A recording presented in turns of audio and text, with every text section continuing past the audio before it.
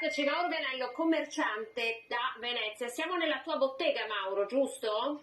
Sì, sono un artigiano anche con licenza di commercio. Artigiano e commerciante, certo, anche perché ovviamente tutte le cose che tu vendi sono creazioni tue. Allora, Mauro, vorrei partire proprio da te, perché prima avevamo Masat, direttore del Confartigianato, che raccontava appunto il problema con i costi di produzione che sono sempre più alti e con le grandi difficoltà del settore. Un settore però che non molla, che cerca di resistere. Raccontaci allora un po' la tua esperienza.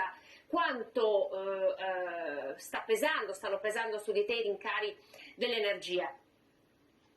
Stanno pesando moltissimo, non solo su di me, ma anche sulle attività a cui prendo i semilavorati.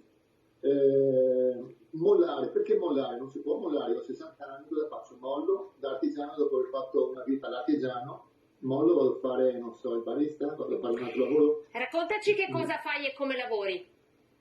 Io praticamente eseguo pezzi con vetro di Murano, faccio delle piccole sculture, riproduco opere marine, faccio delle riproduzioni di animali e praticamente ecco, ne abbiamo una. Quanto costa produrre una cosa del genere? Come quantità di tempi e anche di costi? Allora, il costo rispetto all'altro è aumentato di 5 volte.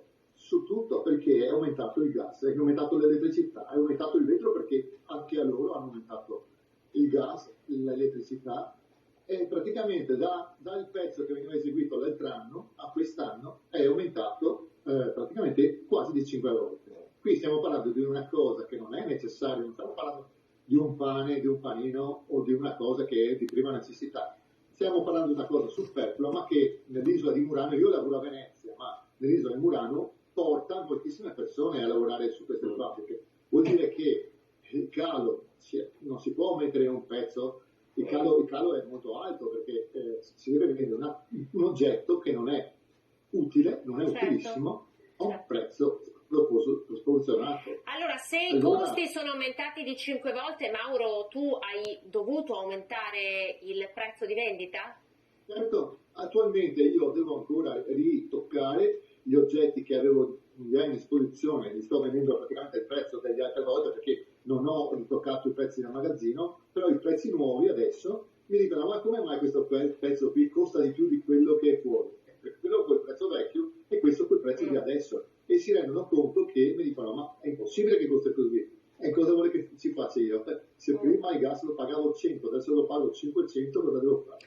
Allora, ci sono dei commercianti, ad esempio mi viene in mente la categoria degli estetisti, no? Che nel 1° gennaio hanno affisso dei cartelli all'interno delle loro botteghe dicendo ci scusiamo ma a causa dei rincari abbiamo dovuto ritoccare dal 1° gennaio 2023 i prezzi di listino. Tu sei stato costretto a comunicare questo anche ai tuoi clienti, sarai costretto a farlo? Cioè come hai deciso di gestire questa cosa?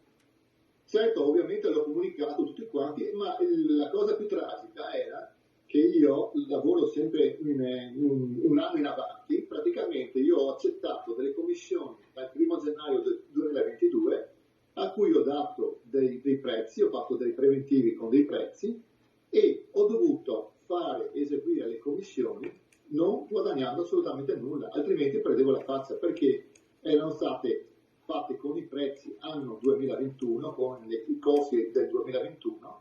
In realtà in un anno i costi sono lievitati moltissimo e io ho consegnato le cose ad ottobre, fatturate di preventivi a gennaio-febbraio, con praticamente un costo irrisorio, proprio era quasi andavo al pari. E purtroppo ho dovuto consegnarle perché altrimenti ci rimettevo la faccia. Ecco.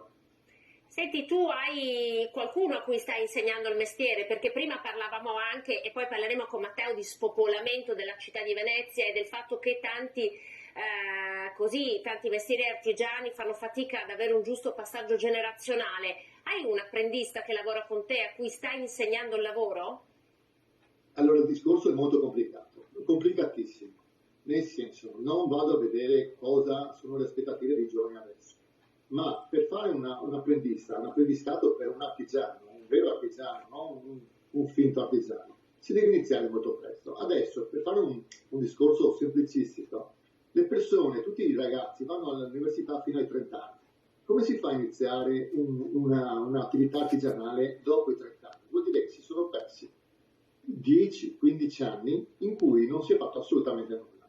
Qui la colpa è un po', diciamo, delle istituzioni che dovrebbero iniziare subito a prendere delle persone che vorrebbero fare l'artigianato come il futuro lavoro, se lo vorrebbero fare, e incentivarli in qualche modo, non lo so perché io non sono preposto a fare questo tipo di proposte, ma incentivarli che iniziassero all'età di 18 anni.